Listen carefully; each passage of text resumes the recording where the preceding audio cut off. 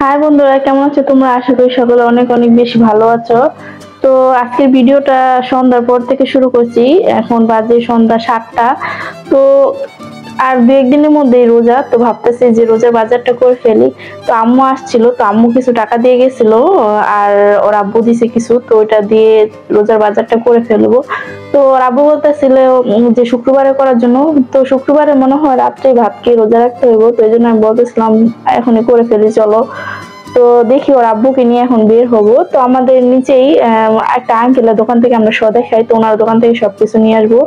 আর তো এদিকে দেখো আমি কথা বলতে বলতেই মানে মাইক্রোফোনের জন্য কি হয়েছে, তো মানে ভয়েসটা মিউট হয়ে গেছে। পরে আমি আবার ভয়েস ওভার লাগিয়ে দিছি।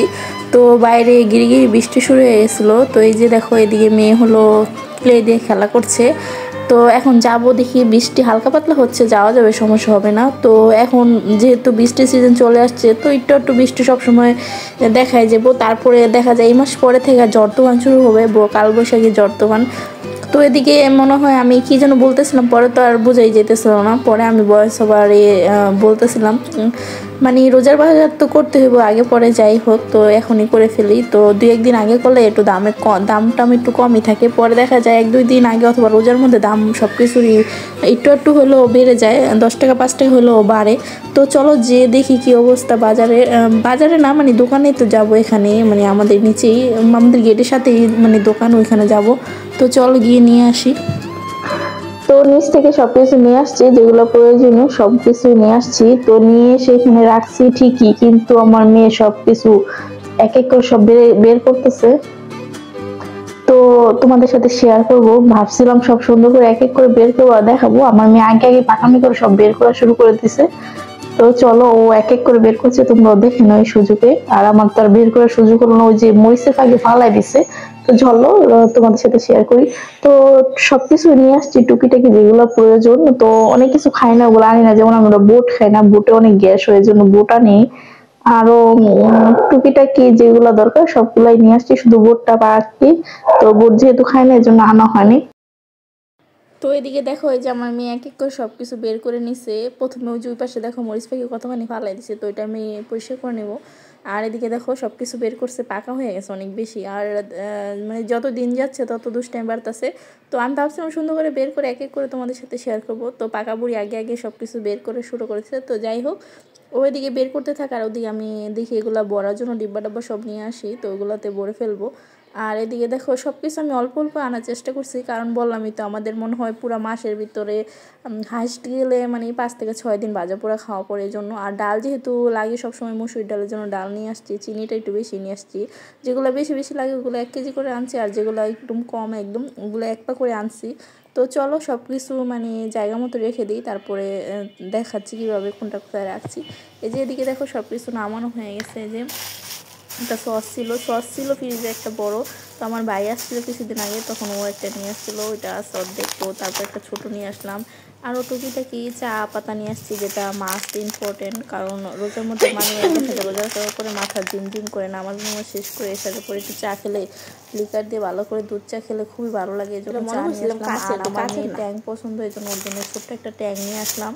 গত বছর অনেক ছোট ছিল, তাও অনেক গদগদ করে ট্যাং খাইতো, তাই ওর জন্য একটা ছোট্ট ট্যাং আনছি। কারণ এগুলো তো বেশি খাওয়া স্বাস্থ্যের জন্য মানে ভালো না, কারণ এগুলোতে ফুড মানে অনেক কিছু দেওয়া থাকে না, বাচ্চাদের জন্য বেশি ক্ষতিকর, এর জন্য ছোটোই একটা আনছি। আর আমরা বেশিরভাগ লেবুর শরবত ইসবগুলি বসে দিয়ে খাওয়া পড়ে। তো দেখতেই পারবে আমি হয়তো বা শেয়ার করবো ইফতারি ভিডিও অথবা শেয়ারের ভিডিও। তো ভিডিও চ্যানেল সাবস্ক্রাইব করে রাখলে অবশ্যই সব কিছুই দেখতে পারবে। আর এদিকে দেখো সব টুংটাম ডিব্বা থেকে বের করে সব এক এক করে ডিব্বায় রেখে দিচ্ছি। তো টুকিটাকি যেগুলো আছে এগুলো একটা কন্টেনারে রেখে দিচ্ছি, পরে এগুলো রাখবো। আর যেগুলো মানে বয়ামে ডালার ওগুলো ঢেলে নিব।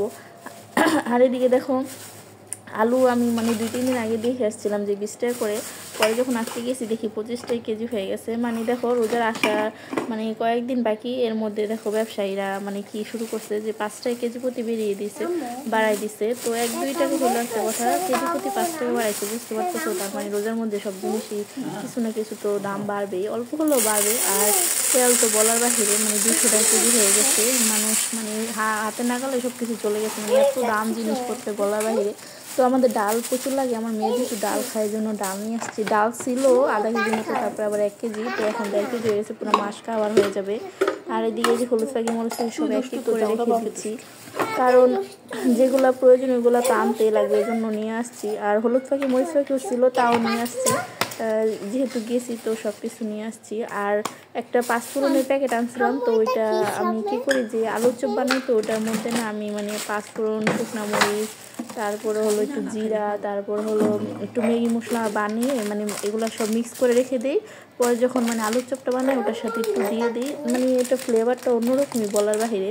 আর ম্যাগি মশলাটা দিলে আরও বেশি টেস্ট আসে, যখন মানে আলু চপটা খাওয়া হয় না, মানে অন্যরকমই একটা টেস্ট। তো যাই হোক, দেখো এক এক করে সব কিছু কন্টেনারে মানে যে কাঁচে জারে, তারপরে যেটা যেখানে রাখার ওইখানে ঢেলে নিচ্ছি। তো চা পাতা একদম পুরো পারফেক্ট হয়েছে, এটা মানে কতটুকু ছিল জানি না, বাট ওই জ্যামের ইয়াটা না পুরো একদম পারফেক্ট হয়েছে। আমি ভাবছি ধরবে না হয়তো, বাট পুরো একদম মিল হয়েছে। তো যাই হোক, চলো সব কিছু এক এক করে ঢেলে নিই।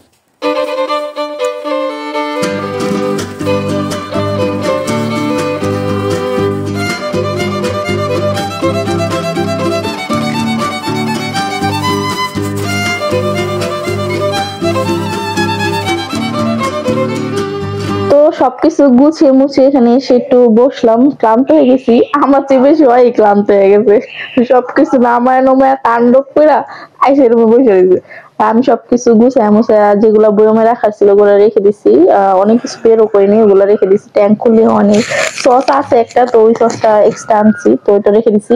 আর একটা জিনিস ভুলে গেছি, মুড়ি আনতে, তো মুড়িটা পরে আনবো, যেদিন রোজের আগের দিন আনবো। আর এই যে আমার মেয়ে, দুষ্টু মেয়ে, পচা মেয়ে, শুধু দুষ্টুমি করে। ও মানে নিচ থেকে কিছু আনলে না অনেক এক্সাইটেড থাকে, মানে দেখার জন্য ওইগুলাতে কি কি আছে, মানে ওর খাবার যদি কিছু পাওয়া যায় ওগুলোর মধ্যে, সেজন্য তাড়াহুড়া করে সব বের করতে যায়, পরে মরিচ থেকে ফালাই দিছে। তো যাই হোক, আজকে একটু ছোটখাটো ভিডিও করলাম, কারণ সারাদিন আর ভিডিও করা হয়নি, শরীরটা ভালো লাগতেছিল না। আর ওর চুল কেটে দিয়েছি আজকে, দেখো মু মেশিন দিয়ে আমি চুল কেটে দিই। ওই ছোটবেলা থেকে সবসময় আমি চুল কাটি, কখনো মানে বাহিরে চুল কাটানো হয়নি, কাটতে কাটতে অভ্যাস হয়ে গেছে। যখন করোনা ভাইরাস হইলো না, লকডাউনের সময় আব্বুর কাটতে কাটতে মানে মোটামুটি হাতেই এসে বসে, তো কাটতে পারি, ওটা হয়ে যায়। দেখি এবার ঈদে হয়তো বা সেলুনের থেকে কেটে আনবো, কারণ কখনো সেলুন থেকে কাটা হয়নি। একবার মনে হয় কাটছিলাম, বাট আমার খেয়াল আসতেছে না কখনো কাটছি না। তো চলো, আজকের মতো ভিডিওটা এখানে রাখলাম। তো রোজার টুকিটাকি বাজার কেমন লাগলো অবশ্যই কমেন্টে জানিও, আর তোমরা কি রোজার বাজার করে ফেলছো কিনা ওইটাও কমেন্টে জানিও। আর ভিডিওটি ভালো লাগলে লাইক, শেয়ার এন্ড কমেন্ট করে সাবস্ক্রাইব করে রাখো। সবাই ভালো থেকো, আল্লাহ হাফেজ। আল্লাহ হাফেজ দাও, টাটা দাও।